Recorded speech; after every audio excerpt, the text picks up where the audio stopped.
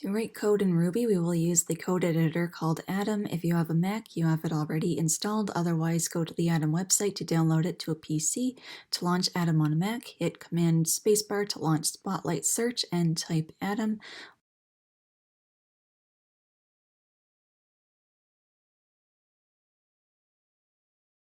Once launched, click Atom, Preferences, and then go over and click Install, where the search box comes up. Type in Atom Runner, which is another package required to run code. Click Install. To be able to run your code, you need to install a package called script.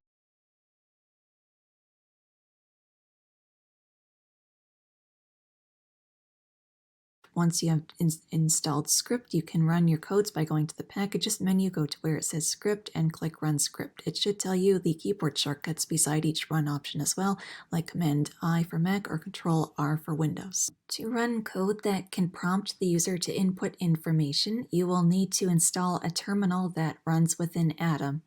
If Platformio IDE terminal can download successfully on your computer, great. If not, try another option in the list, like Atom IDE terminal that I confirm works on my computer. To create a new code notebook to write code in, go to File, New File, and on the left-hand side of the screen, you now see a blank notebook with the cursor ready to type code on line 1.